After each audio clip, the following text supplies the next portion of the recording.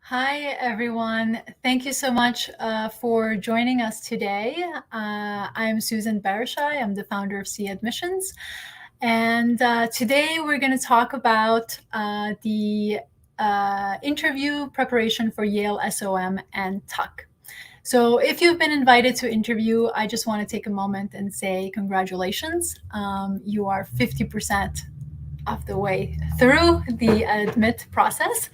And this is a really important step so that you want to make sure you give it enough time to prepare to the extent that you can. So before I do a little bit more introduction about myself and also go into the presentation, I just wanted to take a moment and discuss a few logistics beforehand. So I will be presenting for about 30 minutes or so, give or take. And during that time, I will not have access to the chat. I won't see what you're commenting on. So with that in mind, I ask that you write your questions. So use the chat room, use the comment section to write your questions as I'm presenting through. And I will come back after the presentation to answer those questions. So if you can take the time to actually write the full question, write as much detail as you can in the allotted space that the platform offers. This way, we don't have to go back and forth with little information. After the presentation, I will open the floor to discussing, questions and answers, and hope that I'm able to answer as many questions as possible. However, if I don't get to answer your specific question, or if you are watching this video after the live session, I encourage you to reach out to have a one-on-one conversation about your interview preparation. We do have a few spots available for interview prep if that's something that you're interested to do. The link to connect with us is going to be available in the comment section, as well as in the description of the YouTube presentation. So let me just go right into the presentation then and introduce myself. Just see if this works. Okay, great.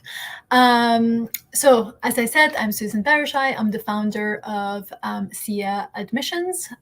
It's a boutique firm in New York where I work one-on-one with clients to help them through, or the applicants to help them through the admission process. I have been a coach for 6 years where I've helped young professionals, young, very ambitious professionals gain admission to M7s and top 20 MBA programs.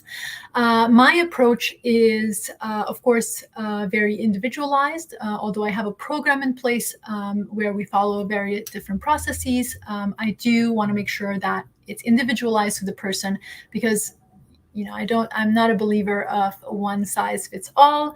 So we customize that experience to the individual, getting to know their story in detail so that I can help the applicant put together a really strong application, presenting who they are to the admission committee and help them stand out. This approach has resulted in having a 90% placement rate, which means that 9 out of 10 applicants that work with me have received an admission to at least one of their top choice programs.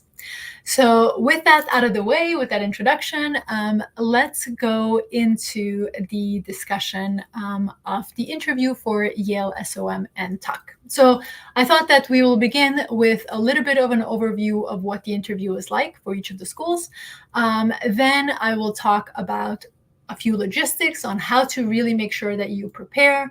Then we'll go into the questions or the segments of the interview process and how to address those in an interview. And after that, we'll open the floor to questions and answers and discussing the interview itself. So both Yale SOM and TUC conduct interviews by invitation only, and they're on a rolling basis. That means you can get an invite anytime from the time you submit your application up until close to the deadline of when you are notified of the decision. just so you know, it doesn't really matter where you are in that space as far as being invited to interview. It has not bearing of your candidacy. It's just trying to manage the number of applicants applying and making sure that there's enough interviewers to have those interviews. The difference between Yale SOM and Tuck as it relates to interviews itself is that Tuck does offer a guarantee interview for those who apply earlier than the official deadline. So for those who apply to round one or by September 1st for the round one application, we're guaranteed interviews. Those who are applying or those who are targeting round two, if they are able to submit the application to Tuck, they can have a guaranteed interview if they submit their application by December 1st. So if you are an applicant still considering applying to round two and you're considering Tuck, if you're able to put together a strong application by December 1st, I highly encourage you to do that. Now, the interview is only one component of the application process. So if your application is not strong enough, guaranteeing that interview, it's not really going to have a huge bearing. So please make sure that your application is really strong before you make that submission. Both schools have interviews held by second-year students, and they're blind. Blind means that the interviewer only has access to your resume. Now, I would want for you to keep in mind that the second-year students that are conducting interviews are trained by the admission team and are in constant communication with the admission team. If the admission team is looking at your profile and may be worried about an element of your profile, whether that be maybe you're too young, meaning you don't have many years of work experience, or maybe you're not really demonstrating a lot of leadership experience, the interviewer may kind of focus a bit their questions on those elements the admission committee is trying to understand. So just keep that in mind, that while it is blind, they haven't seen your application at all. They may have some questions that the admission team has asked them to pay attention to in the interview. So keep that in mind as well. The interview is 30 minutes, 30 up to 45 minutes. Yale SOM has a very strict 30-minute interview. So that's all you're going to have, 30 minutes, no exceptions. Whereas Tuck's interviews vary between 30 to 45 minutes. And sometimes, it can go a little bit longer than that, but that's typically the range of a Tuck interview. Yale SOM the interviews are a little bit more structured because of the time constraint. They need to make sure that they kind of cover a few different areas of the application, whereas Tuck has a very friendly, very open culture, and that is also going to be reflected in the interview. So you have a little bit more leeway to take that interview a little bit longer and build a rapport with the interviewer. So hopefully that gives a little bit of a understanding of what the interview is going to look like. So let's talk a little bit about logistics of how to prepare for these interviews. Now, at least for the foreseeable future, all interviews are conducted virtually, which means that you are essentially connecting with the person interviewing you from any part in the world. Remember that that this is a place where you can connect with that person, with the second-year student at the target institution, and you are inviting them into your space, whether that's your home or hotel or office or wherever you end up choosing to have that interview. Keep in mind that you do want to have a presentable background, nothing that has clutter or distraction for the interviewer. You are the center of attention in this process, and just make sure that at least for the area that the camera covers, that is neat and clean as far as background. I am not a huge proponent of having background, sort of like I'm drawing a blank now, the background images that you see oftentimes. And just because it feels like the interviewer is hiding something. And if you are thinking about the culture of these two specific schools themselves, they're very open and very welcoming, and you want to be okay letting them in your space. So they haven't, of course, mentioned this, but that is kind of an element of what those background images present when you are connecting with someone on a one-on-one basis. So bear that in mind. Now, aside from the surroundings, obviously you want to make sure that you have the technical stuff is all out of the way. You have updated your software, you have updated your browser, you have updated Zoom or Skype or any other platform that you end up using. Make sure that your camera is working. Make sure that you have your microphone is working. And depending on the time of the day when the interview is taking place, just make sure you have proper lighting.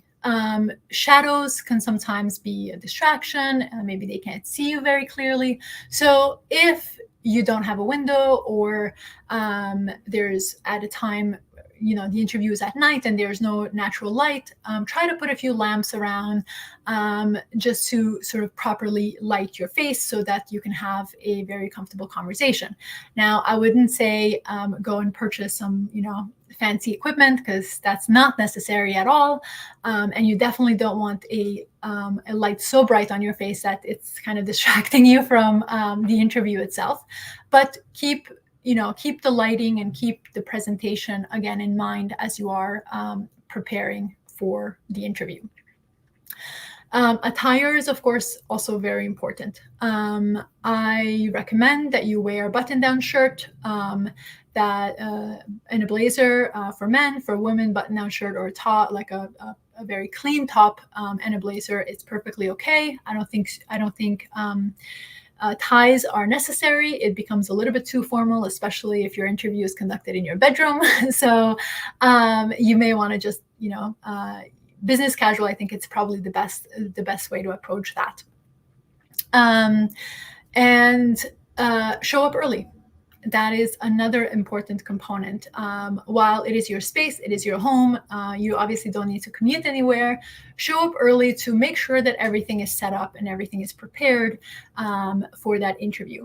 In the case of Yale SOM, where you have 30 minutes on the dot, making sure that you're maximizing that time and not worrying a lot about technical issues or your Wi-Fi. So if you have hotspot or something, you may want to just try and use that during that period, so you really have an uninterrupted conversation with the interviewer.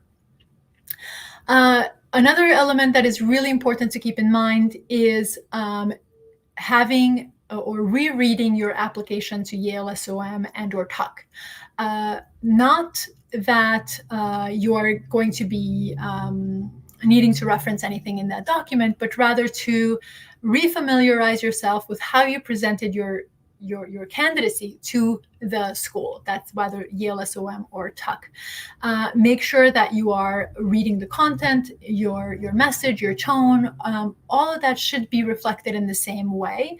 After the interview, the interviewer is going to write a report, and you want it to be a very similar presentation, how you presented yourself, as well as what they're writing in that report to the admission team.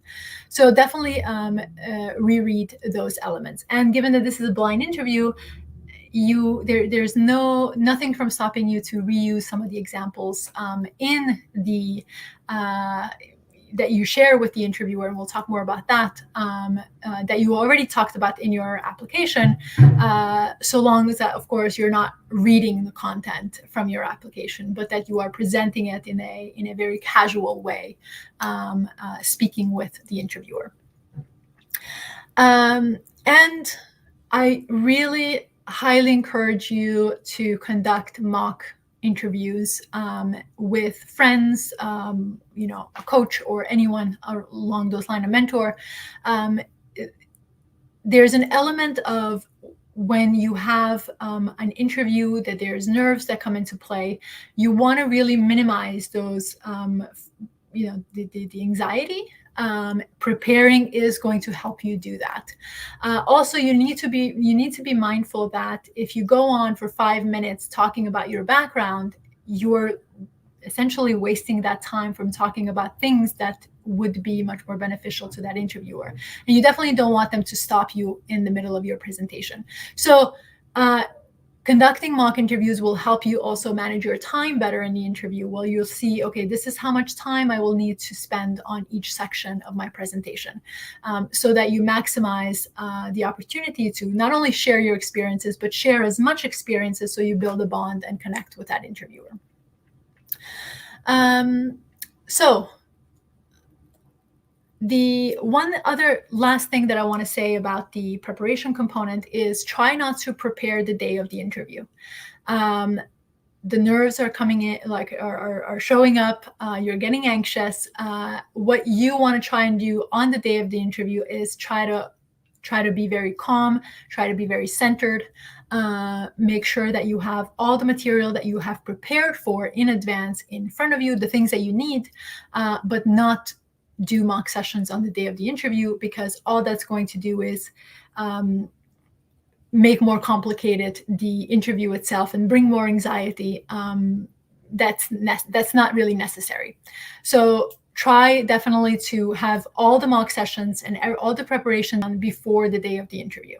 And the day of the interview, it is all about just being present and being energetic and being lively and really connecting with your interviewer.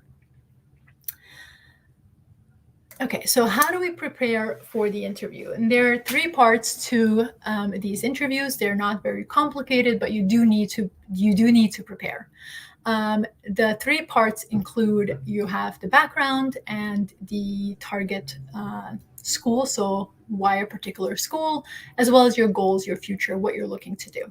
So that's one part of it. The second part is the behavior type questions. So those are questions: how do you handle this? How do you deal with these sorts of circumstances that are much more dependent on the interviewer. So these are the kind of questions where you may not necessarily be able to fully nail down what the question precisely is going to look like, but you still want to prepare for those as well.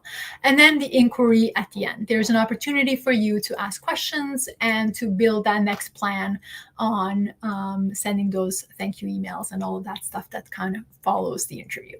So I'm going to start with number 1 and number 3, because they're more simple. And then I'll move to the behavior type questions towards the end. And then that will hopefully open the floor and open the door to have more conversations after this presentation.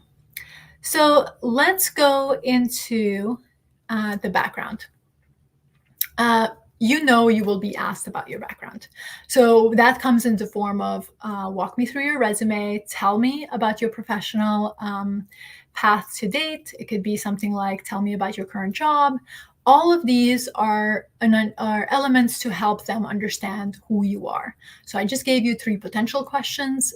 I would encourage you to write those down, rewind this, and watch it afterwards, and prepare answers for that. Try not to have, especially the walk me through your resume, which is the longer piece of the presentation, try to keep it within 2 to 3 minutes. And that is, the 3-minute mark is probably a little bit too much. You want to try and condense it a little bit more than that. It does need to be straight to the point. The way you kind of present the question of walk me through your resume, which is again the longer piece, is I like to start that in chronological order. So you have your college, your job after college, and up to your current job. What I like to do even further, going a step further than that, is to make it a story for the person in front of you. If you literally walk them through your resume, I mean, remember, they have a resume in front of them, so they can follow along. But if you tell the story to build context, to build a narrative around the decisions that you made every step of the way, that becomes a much more compelling presentation. So what I like to do is, looking at an example here. So if you are going to be an entrepreneur, if that's your goal of, that's where you're looking to head, I would say something along the lines of, I've always wanted to have my own business. I always wanted to be an entrepreneur, and I focus on business and entrepreneurship in college, where I also had an opportunity to start a venture. And you talk about what that venture was. While you had successes in that venture, you talk about sort of the setbacks, not having obviously the experience, the hands-on learning that an MBA is going to offer you. And you talk about sort of the decisions that you made, especially if you ended up choosing to do something entirely different post-college degree.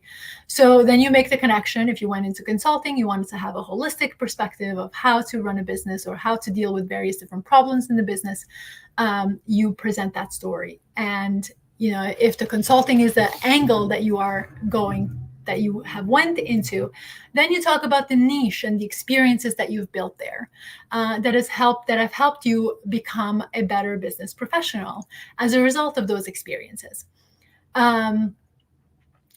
If you end up there and you end up talking about your experiences that you're currently at, that's an excellent segue for the interviewer to go into the goals question.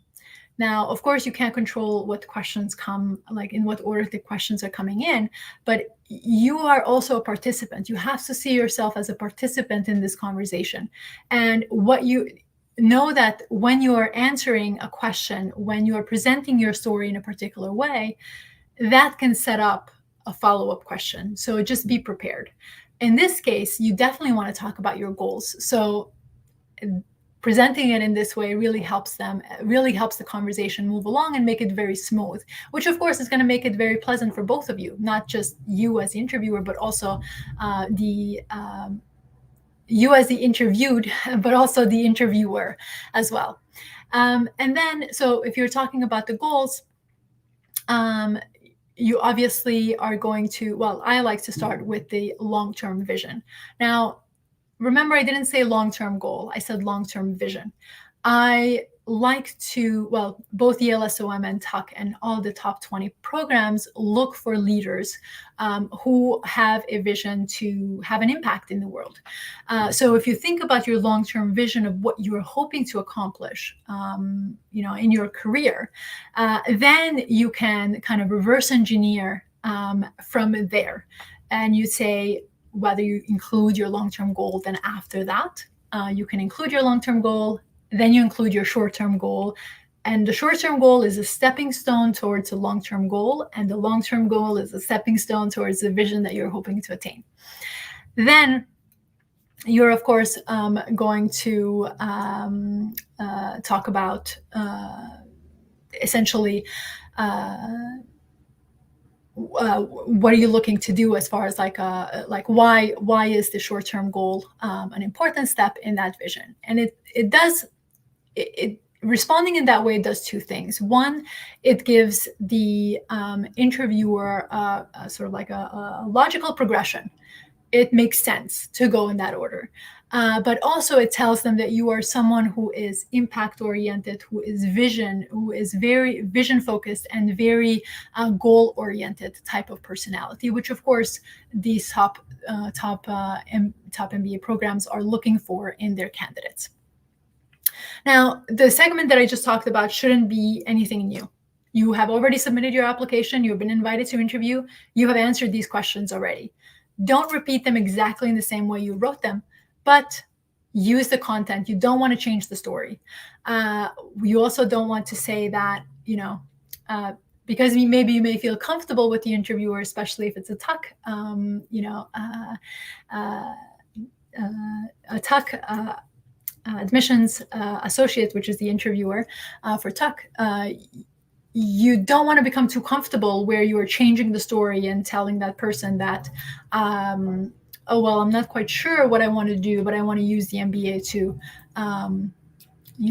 figure it out, whereas your application says something entirely different. you can see how that can become problematic for the interviewer, for the admission team themselves, because the interviewer is going to write the things that you say in their report. So keep that definitely in mind. The next part of this question is going to be around why the school. So why Tuck? Why Yale SOM? This is a great opportunity. Again, if you're rereading your application, you have included some content in there, but we all know that you have space limitations, so you're not necessarily able to dive deeper into those stories.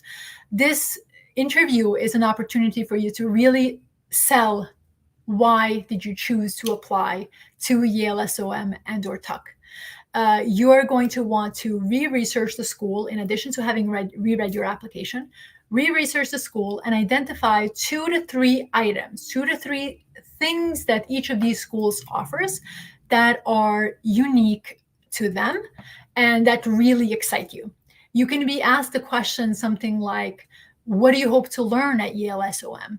This is what they're trying to get you to say, essentially. Why Yale SOM? So I would encourage you to identify those 2 to 3 items and make them very, very personal. By personal, I mean, how is Yale SOM, how is Tuck going to help you reach that short-term, long-term goals? What are specific things that they offer that you need in order to get there? And I mean, of course, these are general programs, so they're going to have a lot of different things that they offer. And try to avoid falling into that while you are a top 20 school, or you have a great reputation. They know those things. They're not interested in that. They want to know what opportunities you're going to leverage. They spend a lot of money and time to make sure that the program is what it is, and you want to make sure that that the people that they're inviting and that they're admitting, they are actually taking advantage of all those opportunities that the school offers. So 2 to 3 items as a next step for you to prepare for the interview. Identify what they are and give a reason as to why they are important. I really encourage you to write these things down, write your responses down, and not just have an idea in your head, because oftentimes we have an idea of what we want to say, but when it comes out to actually saying it and presenting it, it comes out slightly different than what we had anticipated, right? So you want to try to minimize as much as you can as far as anxiety and messing up and all of those things that come as part of the interview. Perfect. So the next element is, or I guess the last part of the interview, is the inquiry stage. So you're going to have about 5-10 minutes at the end of the interview to ask questions to the interviewer. Remember your audience. You are going to be interviewed by a second-year student. Don't ask them about what the school is going to do in a year or 2 years' time, because they may not know that answer. Really focus on what they know, their experience at Yale SOM and or Tuck. So focus your questions around what they, has the school actually met their expectations? They were in your seat 2 years ago. They will understand where you are. So just make sure that you are actually asking the right questions to the interviewers. And also it gives them an opportunity to share their experiences with you and see the excitement that they have, why they've chosen those particular schools. I encourage you to prepare 3 to 5 questions. Probably you won't get to 3 questions for Yale SOM, so I'd probably cap it at 3. For Tuck, I would probably go to 5 questions that you're going to have prepared. You may not go through all of them, but order them in order of most importance. So you get to ask those questions first. The questions, again, should not be something that they're found on the school's website.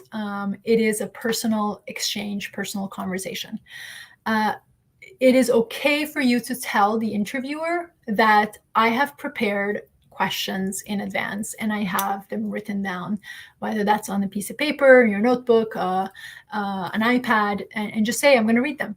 And they're actually going to appreciate that, because you are showing up prepared for those interviews and for that discussion. So it's not going to be viewed as a negative if you actually, present that piece of paper as far as your preparation process is concerned.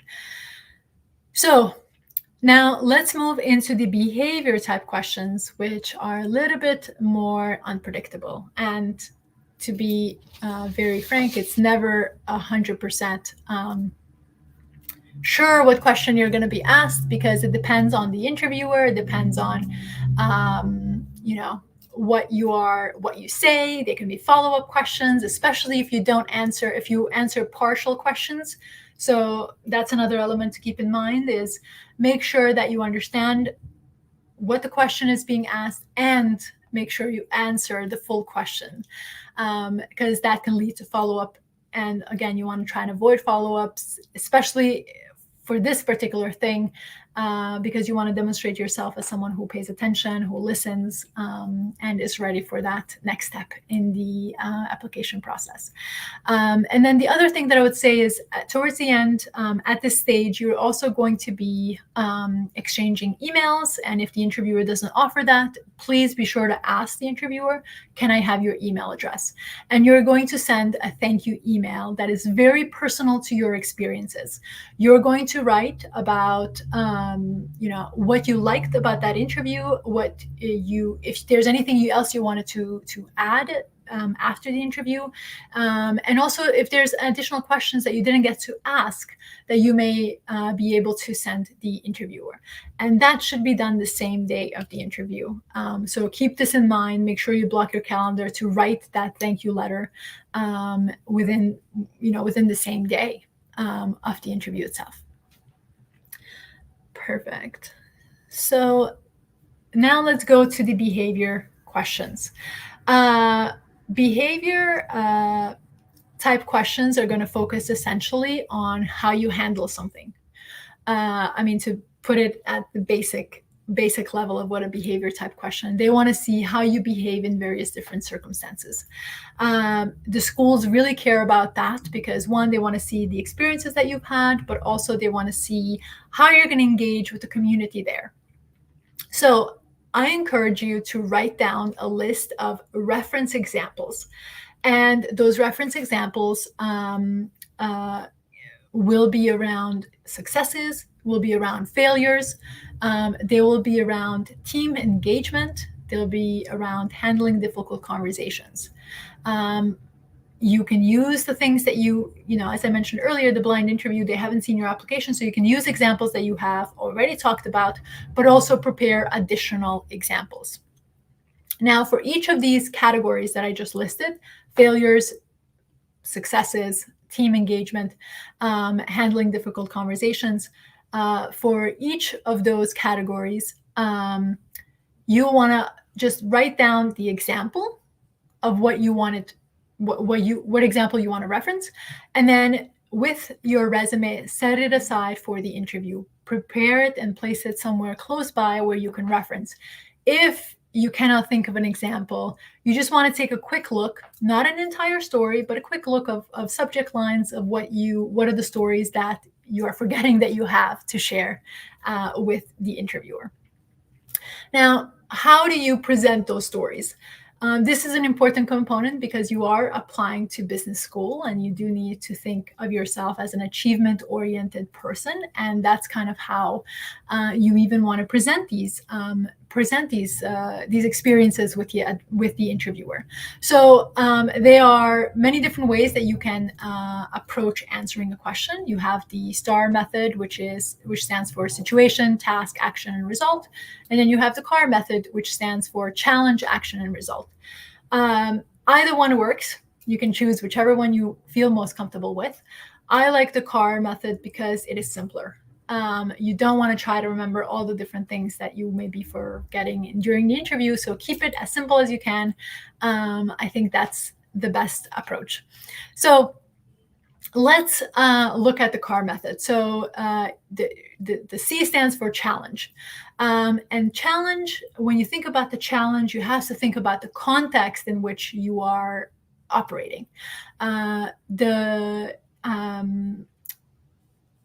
If you are presenting a context of what is at stake, essentially, that you are trying to resolve, that can mean a very different presentation of the experience than if you were just, like this happened, then this happened, and that happened kind of presentation. So it really matters that you present the context in which you are operating, and then you want to say what your role was in that situation. Not what your job title was, but what role did you play in that community, whether that's a team or you and another person, or depending on what the question is going to be. And what is the challenge that you are facing? What is at stake? What are you trying to solve? That's essentially how you are starting your example. Then you're going to go into action. Action is the things that you did to solve the problem.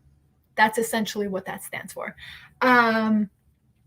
It can include a team, but for the consultants who are listening to this video, please try to avoid we for everything. I know that's a sort of like a language that's used often in consultant club because it's a team setting, it's a team environment, but your team is not being interviewed. It is you who is being interviewed. So acknowledge the team and their contribution, and that's totally okay. That's actually great. But you also want to identify what tasks, what actions did you take to find a solution. And again, this is kind of like that moment where you're a little bit of bragging about yourself and your accomplishments. And then the results. You always want to end in a positive result, right? So we were able to, save the company 20% in whatever, right? In revenue or in in losses, or whatever the problem is that you're trying to convey. Make sure that it's a result oriented. If you can include metrics, if it's natural to include metrics, include metrics. If it's about culture, if it's about building culture, talk about how the actions that you took impacted the culture of that team. Those are positive. So those have become a little bit more qualitative results, but still mention what those are. In situations where you're asked about, your failures, obviously, the subject matter is the failure itself. But what I would want for you to do is to take that one step further and say, what did you learn from that failure? And then how did you make sure that you didn't repeat the failure in the future? So again, even the negative, you're turning it into a positive. Now, I want what you can do as far as like behavior type questions that you may want to also consider, that are not they may not necessarily fall into that failure,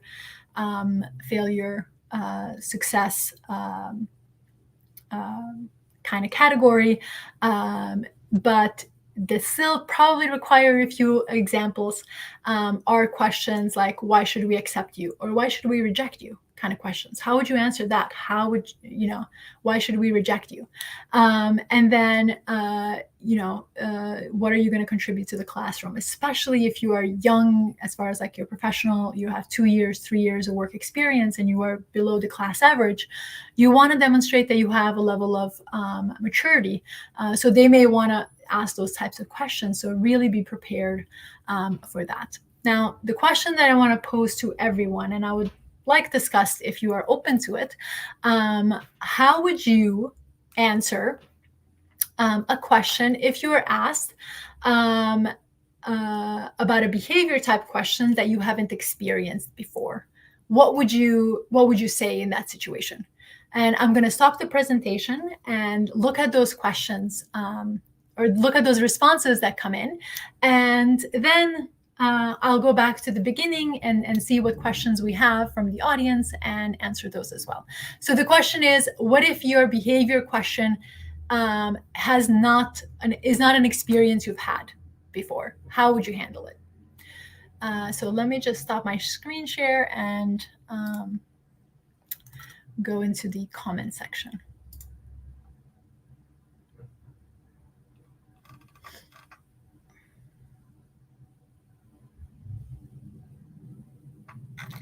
All right.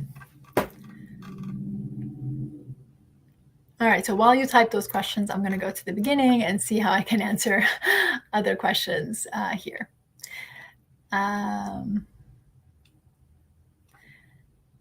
Has Yale started sending interview invites? Yes, there have been a few interview invites have started coming along, but again, don't panic. It's okay. They will be sending interview invites up until early December, I believe. So there's still time. There's still time for those to come in. Perfect. So Yale, Yale SOM stands for School of Management. I apologize. I should have mentioned that. A blazer is not mandatory for the interview. If you are a male, I would probably highly encourage you to have a button-down shirt, especially if you're not wearing a blazer. Yeah.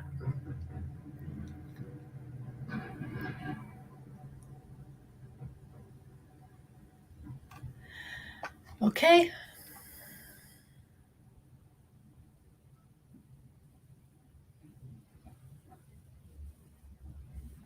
So I have a question. Please comment on these goals: short-term senior analyst in strategy, consulting, long-term partner or director with great domain expertise. I'm assuming partner or director at the consulting firm. I mean, those are data points. I'm not sure how much I can comment on it. I would say, as I mentioned earlier, maybe spend a little bit of time about what your vision is. What are you looking to impact? How you're looking to impact the industry or the company, or what are you looking to do? I mean, as far as like trajectory of steps, that makes sense, but it needs a bigger color, like a more robust color around what those decisions are like.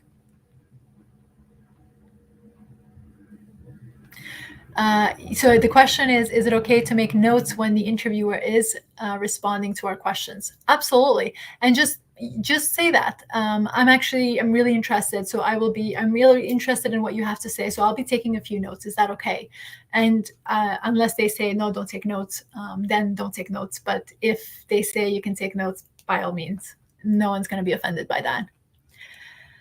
Does it make sense to inquire about how Yale Talk is going to help me indulge into specific career paths?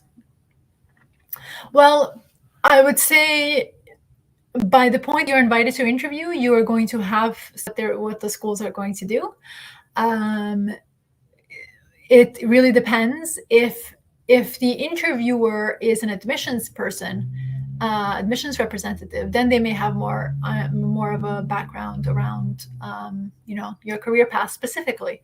But maybe not, the interviewer may not have a full experience of what that looks like, or can only comment on what their friends have done who may be interested in something similar to you.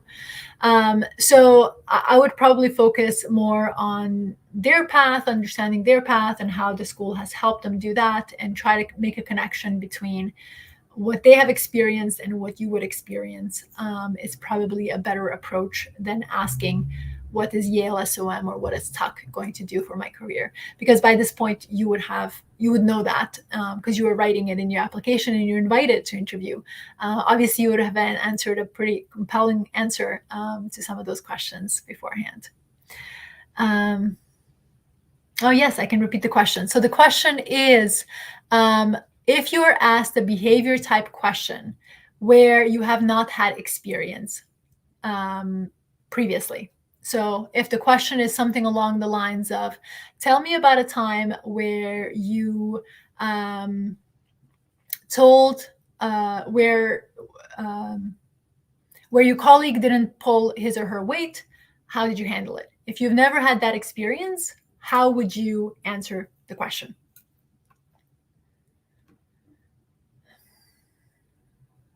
Okay, so we have Arvin responds, I will accept the fact and tell them I'll act in a resilient way.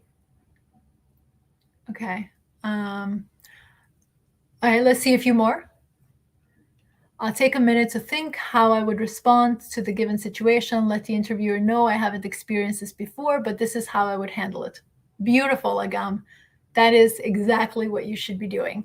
If you haven't if you haven't had that experience before, maybe you had something similar in the past, or if there's nothing whatsoever, nothing that you've experienced before like it, then you would just say, I haven't, but this is how I would handle it.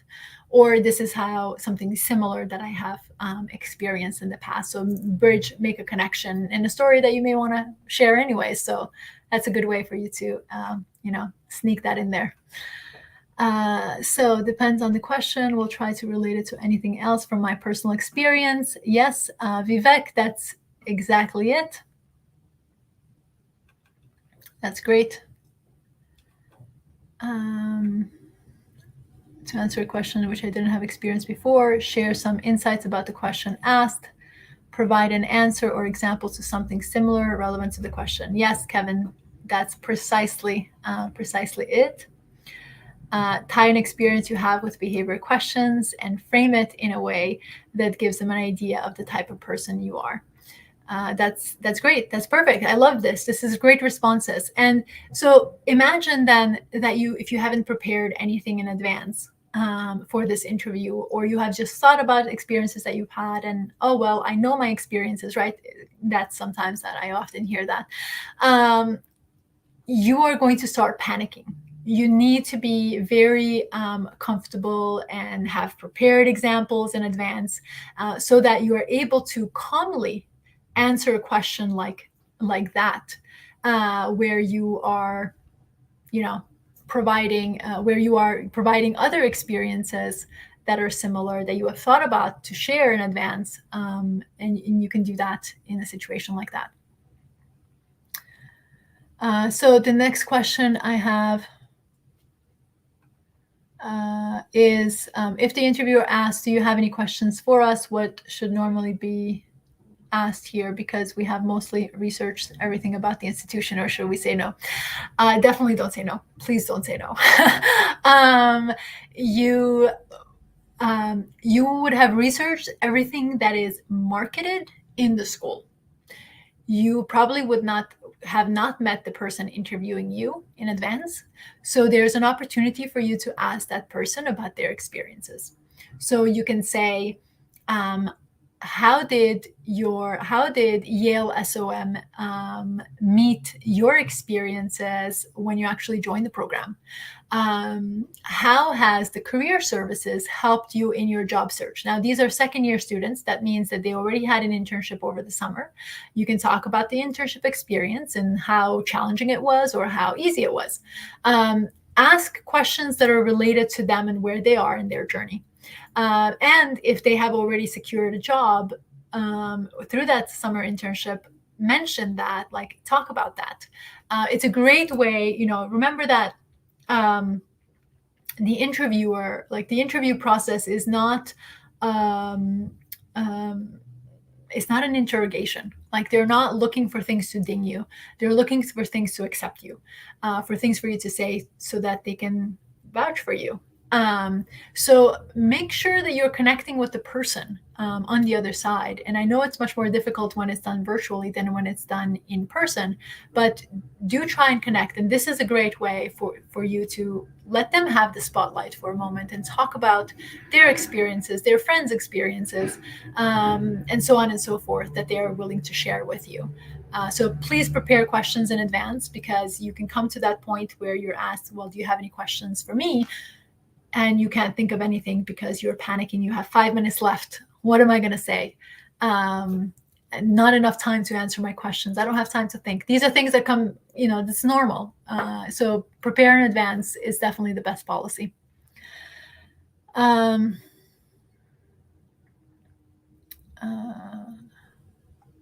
sorry. Okay, so we'll accept the fact. Okay, so did those goals that I mentioned earlier sound vague? Does including specific domain in which I want to work in consulting help, or do I need to provide details of how I will impact that domain? Yes. Yeah, your goals were a little vague, and I know that was like a one sentence presentation, so I know it's probably much more specific that you were presenting it. So they were definitely a little bit vague, so I would go into a little bit more detail. Specific domain, if you can, you definitely want to be as specific as you can, without creating so much specificity that you're kind of like limiting yourself. And what do you want to do? What is that vision that you are looking to have or to bring to life? Essentially, is what the goals is going to be all about. Yeah. So the quote exercise. Any tips on how to approach that? I would say, remember the quote is something. You have to share something about yourself. The quote needs to be personal. It needs to be something you can relate to your story. How, like, if you say something like, I don't know, a quote can be kind of anything that you're passionate about, but talk then about how that quote has impacted your life. So it's not just here's a quote and that's it, but go into a little bit deeper, be a bit more reflective as to why it has so much meaning to you. So try to make it personal and try to see how the quote matches your experiences and who you are as a person when you present your experiences to the school.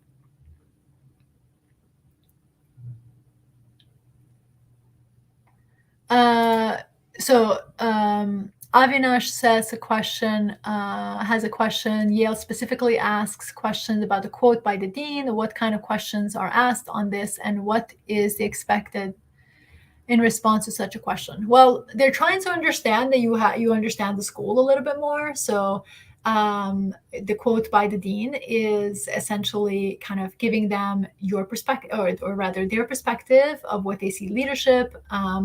And sometimes you're asked, what do you think about the quote? So spend some time thinking about the dean's quote and as well as your own quote, and be able to provide examples of how that has reflected in your life as well. Perfect.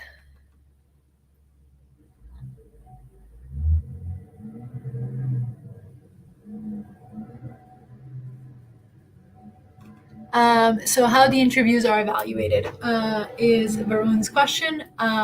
The interview, it's another component of the application process. It is not, again, the deal breaker. However, if you look at Tuck, for example, that it's a very, very culture-focused school, very tight-knit. If you're not able to connect with that interviewer, that probably has an indication or indicates to the admission team that you may not be a good fit for the school. And fit is very, very important to Tuck. So I would really spend a lot of time preparing for this. And like I said, it's not a deal breaker, but it is an opportunity for you to talk about elements of yourself and shine further than what you have already completed and submitted in your application portal. So don't take these interviews lightly. It doesn't mean that just because you're invited to interview, you're in, because that's just not true. So know that if you are up to this point, that means you're a strong candidate. So one, congratulations on that part. But the other part is for you to, take it home. Make sure you're prepared. Make sure that you have looked at your profile again. Ask yourself, what are some things that the school may be worried about? And make sure you talk about that. The interviewer sometimes may ask, well, what question do you wish I would have asked you? And that's an opportunity for you to say a little bit more about the experiences that you bring to the table and make sure that they can vouch for you. I have not experienced a candidate where the interviewer didn't connect with the person and they got admitted. So there is weight to that interview. Perfect. Thank you guys. Is there anything else you would like to add to your candidacy? Do we keep it personal and professional? Yeah, so kind of the question that I just mentioned. Yeah, so definitely you want to keep it professional, because this is, I mean, they're asking you about your professional experiences. They're not asking about personal. So definitely go with professional, and just make sure that you have, again, looked at your profile. Are you an older candidate? Are you a younger candidate? Do you have many leadership experiences? Do you have less leadership experiences? Where you stand in the sort of like the average class profile, and if they're like you have a low GPA or whatever the case may be, you want to highlight the things that you are concerned about, and it's okay for you to say that, but then just make sure, again, you end it in a positive note. If there's an element that you want to really highlight as far as your experience, or maybe you don't have quantitative experience because you are a non-traditional candidate, make sure you highlight what you bring to the table, because that's what they want to know. At the end of the day, they want to know what can you contribute to the school and to the community. All right. One last question.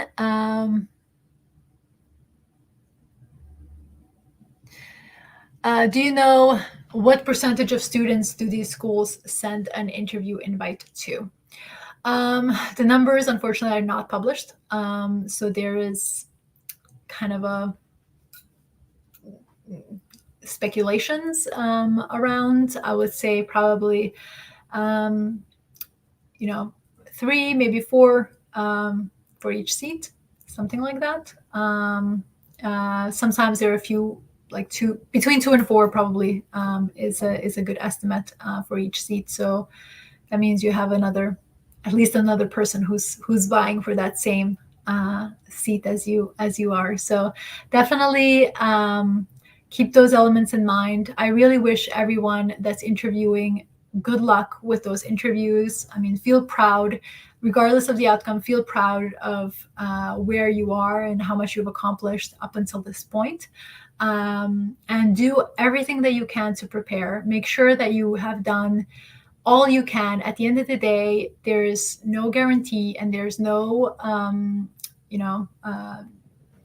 you can't predict the outcome. But what you can do is make sure that you have put your best foot forward and prepared in advance to the extent that you can. And if you stumble a few questions, it's okay. They understand these are second-year students that have been in your seat 2 years ago, so they will know exactly what you're going through. So they will be sympathetic, but just make sure you've prepared everything else so that they can be sympathetic for that one mess up that you have initially. Perfect. So I just wanted to, again, thank you all, and thank you GMAT Club for hosting this presentation, and thank you all for being here and being so wonderful in engaging with my question and answering candidly. I think other people have been able to also get insights from those shares. So I'm really grateful. If you want to have a conversation, if you want to conduct mock sessions for these schools or other schools, we do have a few seats available for round 1 applicants. Please do reach out, and I hope we get to work together. And again, really, really good luck with your interviews.